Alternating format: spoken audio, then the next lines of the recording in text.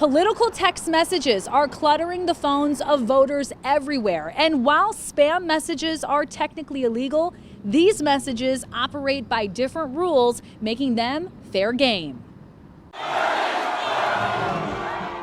Texting is getting more popular in this campaign, direct from the candidates. I feel like it's over the top. Political candidates and groups in support of them are using new software that allows for more ease and efficiency in finding your cell number. In many cases, your cell phone number is recorded in public voter files, so campaigns can send texts even if you've never signed up to hear from them. And you're going to see more and more of that. And it's perfectly legal. The Telephone Consumer Protection Act, or TCPA, limits the use of auto-dialed commercial calls or texts and pre-recorded robocalls. But, and it's a big but, the TCPA and the FCC's rules do not apply to political campaign-related calls or texts. Clearly, there's using other tools and strategies, right, where people are using and reading and spending a lot of time. She's right.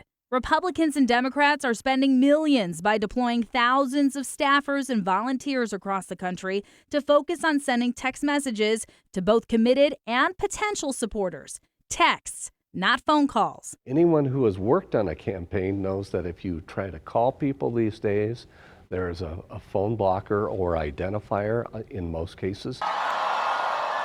An early adopter of the tactic was Bernie Sanders. His campaign has already sent 9 times as many texts to voters as it did during the entire 2016 primary.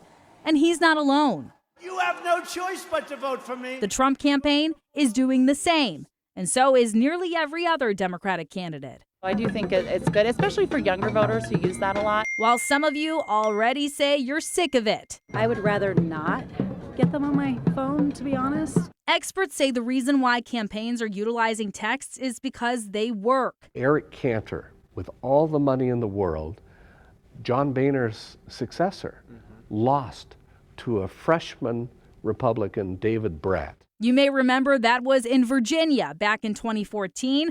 Cantor outspent Brat 40-1, $5 million to $200,000 by solely relying on web ads and text messages.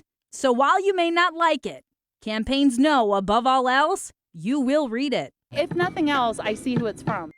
And that's all they really want, for you to at least see the candidate's name, even for a split second every day. Now, if you want to stop receiving those messages, there is something you can do. Simply send a text reply with the word stop, and you'll be unsubscribed immediately. Reporting in Midtown, Amira David, 7 Action News.